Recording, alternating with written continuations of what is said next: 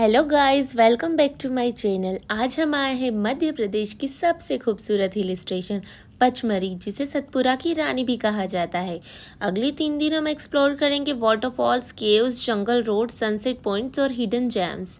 तो वीडियो को एंड तक ज़रूर देखना, क्योंकि मैं शेयर करूंगी अपना कंप्लीट एक्सपीरियंस, ट्रेवल टिप्स और टोटल बजट भी।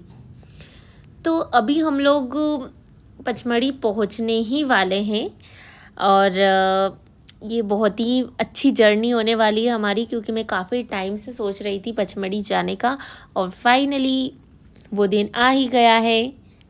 तो हम लोग अपनी पर्सनल कार से जा रहे हैं, क्योंकि मुझे ऐसा लगता है कि खुद की कार से जाने में जो मज़ा है वो बाकी बस ट्रेन में कहाँ। तो हमारी जो ट्रिप स्टार्ट हुई थी वो इंदौर से हुई थी, बट इंदौर से मेरे हस्बैंड एंड मेरी सिस्टर, उसकी 2 कलीग्स, वो लोग आए थे इंदौर से। मैं विदिशा से ही इन लोगों के साथ गई थी, क्योंकि मैं विदिशा में थी। तो हम लोगों की वैसे जर्नी इंदौर से ही स्टार्ट मानी जाएगी। तो जैसे जैसे हम सतपुरा हिल्स के पास पहुंचते गए, वेदर और व्यूज़ दोनों ही अमेजिंग होते गए। फ्रेश हवा, वाइंडिंग रोड्स और हर तरफ ग्रीनरी। पचमढ़ी पहुंचते ही ऐसा लगा जैसे सिटी का सारा स्ट्रेस गायब हो गया। लिटरली ये जगह बहुत ही ज़्यादा सुंदर है। पचमढ़ी एक ऐसी जगह है जहाँ की हर एक जगह इतनी खूबसूरत है कि जिसका कोई जवाब ही नहीं। मुझे तो लगता है कि मुझे हर साल ही जाना चाहिए पचमढ़ी घूमने, थोड़ा माइंड को रिलैक्स करने। और लिटरली मैं बहुत ज़्यादा खुश हुई इस जगह पे जाकर। तो फाइनली हम पचमढ़ी में एंटर कर ही गए।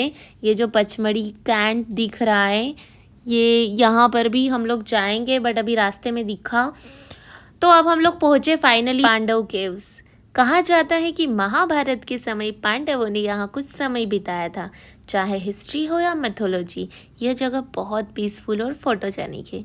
यहाँ की ग्रीनरी और गार्डन्स डेफिनेटली वर्थ विजिटिंग है। फिर मैंने मेरे हस्बैंड से कहा कि क्यों ना कुछ रील्स बना ली जाए, ताकि मैं इंस्टाग्राम पर अपलोड कर सकूँ। तो मैंने कुछ रील्स बनाई, मेरी सिस्टर ने भी रील्स बनाई उसकी फ्रेंड्स के साथ, क्योंकि हम लोग ये जो व्यू था वो मिस नहीं कर सकते थे।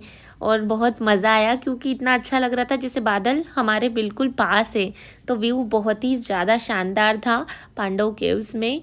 इसके बाद हम लोग जाते हैं आंडी खूह।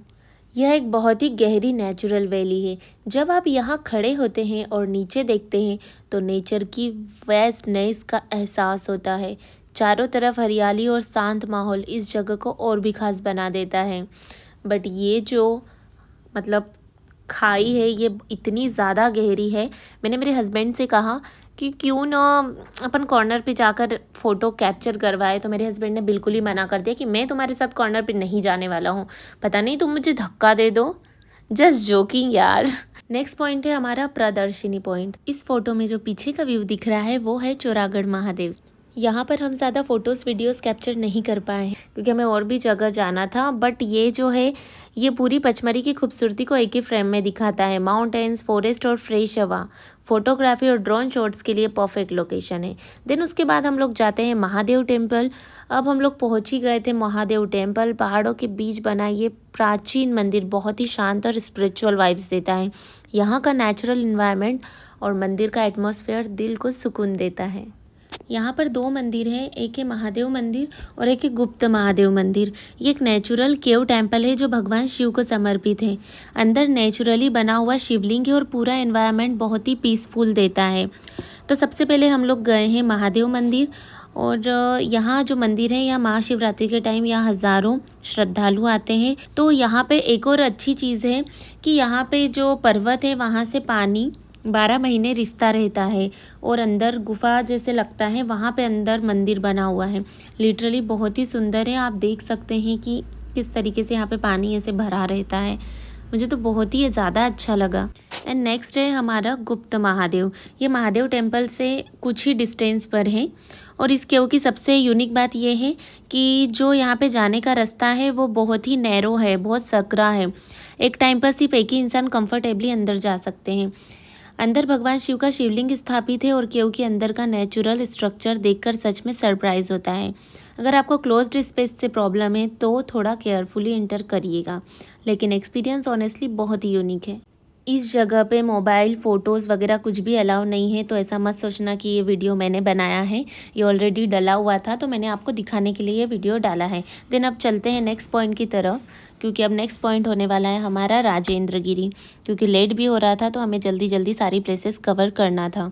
तो पहुँचते हैं हम राजेंद्र गिरी।